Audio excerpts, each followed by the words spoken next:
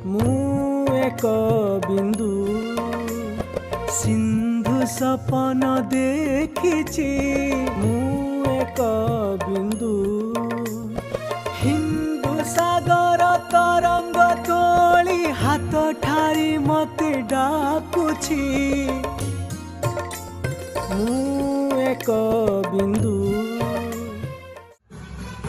ଭାରତୀୟ ମୁକ୍ତି ସଂଗ୍ରାମର ଅମଳିନ ସ୍ୱାକ୍ଷର ବାଜି ରାଉତ।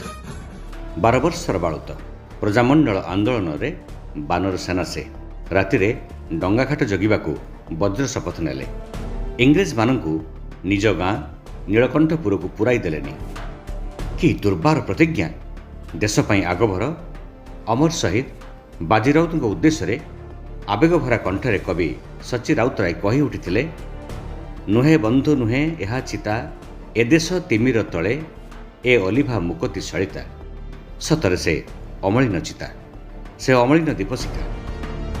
ଭାରତୀୟ ମୁକ୍ତି ସଂଗ୍ରାମର ସର୍ବକନିଷ୍ଠ ସ୍ୱାଧୀନତା ସଂଗ୍ରାମୀ ବାଜି ରାଉତ। କି ଅଦମ୍ୟ ସାହସ, କି ଅପୂର୍ବ ବୀରତ୍ୱ ସତରେ! ବ୍ରାହ୍ମଣୀ ନଦୀର ନୀଳକଣ୍ଠପୁର ଘାଟ, ଭୁବନ, ଢେଙ୍କାନାଳରୁ କଟକର ସତୀଚଉରାକୁ ଆସୁଥିବା ଶବାଧାର ଲକ୍ଷ ଲକ୍ଷ ଜନତାଙ୍କ ଆଖି ଲୁହରେ ଆର୍ଦ୍ର ହେଲା। ଗୋଟିଏ ମାଆର କୋଳରୁ ଜନ୍ମିଥିବା ବାଜି ଗୋଟିଏ ମାଆର ଗଳାହାର ବନିଗଲେ। ସେ ଅମର ଶହୀଦ ବାଜି ରାଉତ।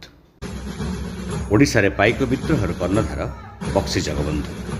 ପୁରୀ ଜିଲ୍ଲାର ଗଡ଼ରୋଡ଼ଙ୍ଗ ଗାଁରେ ଜନ୍ମିତ ଅମିତ ପରାକ୍ରମୀ ଖୋର୍ଦ୍ଧା ରାଜାଙ୍କ ସେନାପତି ସେ ବକ୍ସି ଜଗବନ୍ଧୁ ବିଦ୍ୟାଧର ମହାପାତ୍ର ଭ୍ରମରବର ରାୟ।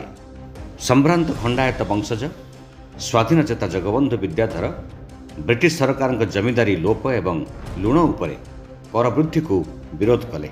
ତାଙ୍କ ନେତୃତ୍ୱରେ ବାଣପୁର ଓ ଘୁମୁସର ଜମିଦାର ଏବଂ ରୟତମାନେ ମେଳି ବାନ୍ଧିଲେ। ଭାରତୀୟ ପ୍ରଥମ ମୁକ୍ତି ସଂଗ୍ରାମ ପାଇକ ବିଦ୍ରୋହର ସେ କର୍ଣ୍ଣଧାର ସାଜିଲେ। ପ୍ରଜା ଆନ୍ଦୋଳନର ପୂର୍ବ ଭାଗରେ ରହି କାରାବରଣ କଲେ ସେ। ମେଜର ଫ୍ଲେଚରଙ୍କ ଶୁକ୍ଳନୀତି ବିରୋଧ, ସରକାରୀ କୋଠା ପୋଡ଼ି, ପୋଲିସ ହତ୍ୟା, ରାଜକୋଷ ଲୁଣ୍ଠନ ଅପରାଧରେ ତାଙ୍କୁ ବନ୍ଦୀ କରାଗଲା। ହେଲେ 1817 ମସିହାରେ ବକ୍ସି ଜଗବନ୍ଧୁ ଭାରତର ସ୍ୱାଧୀନତା ପାଇଁ ଯେଉଁ ବୀଜ ବପନ କରିଥିଲେ, ତାହା ହିଁ ମହାଦ୍ରୁମରେ ପରିଣତ ହେଲା 1947 ମସିହାରେ। ବାସ୍ତବରେ ଭାରତୀୟ ମୁକ୍ତି ସଂଗ୍ରାମର ସେ ସେନାପତି ବକ୍ସି ଜଗବନ୍ଧୁ। ଭାରତୀୟ ମୁକ୍ତି ସଂଗ୍ରାମର ପ୍ରଥମ ଶହୀଦ ଜୟୀ ରାଜଗୁରୁ। ପୁରୀ ଜିଲ୍ଲାର ବୀର ହରେକୃଷ୍ଣପୁର ଗ୍ରାମରେ 1739 ମସିହାରେ ଶ୍ରୀ ଚାନ୍ଦ ରାଜଗୁରୁ ଓ ହାରାମଣୀ ଦେବୀଙ୍କ ଗର୍ଭରୁ ଜନ୍ମିତ